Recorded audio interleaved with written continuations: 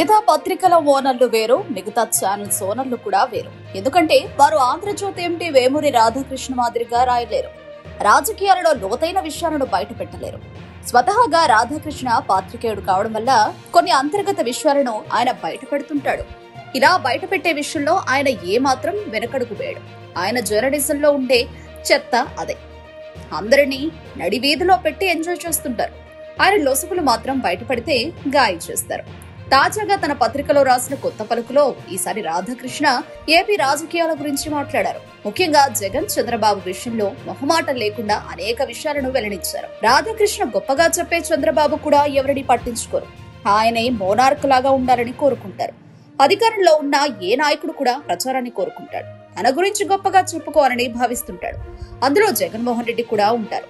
ఆ మాత్రం దానికి జగన్మోహన్ రెడ్డిని మాత్రమే విలన్ గా చూపించడం ఎంతవరకు కరెక్ట్ ఆర్కే అని వైసీపీ శ్రేణులు కౌంటర్ ఇస్తున్నాయి. తుఫాన్ విషయంలో జగన్మోహన్ రెడ్డి అడ్డగోలుగా విమర్శించారని రాధాకృష్ణ పేర్కొన్నారు. ఇందులో కాస్త నిజం కూడా ఉంది. ఎందుకంటే తుఫాన్ను ఎదుర్కొనే విషయంలో చంద్రబాబు తీవ్రంగా ప్రయత్నించారు.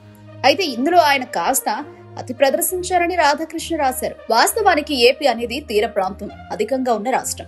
పైగా తుఫాను కూడా అక్కడే కేంద్రీకృతమై ఉంది. పైగా గతంలో హుద్హుద్ తుఫాన్ సంభవించినప్పుడు ఏపీ ఎలాంటి ఇబ్బంది ఎదుర్కొందో అందరికీ తెలుసు.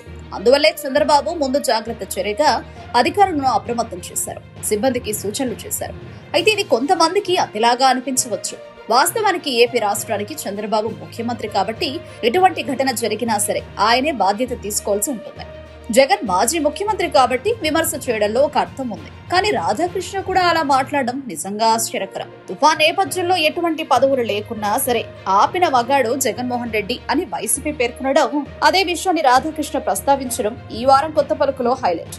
ఇప్పుడు ఇదే ప్రశ్నను ఆంధ్రజ్యోతి రాధాకృష్ణ ప్రస్తావించారు.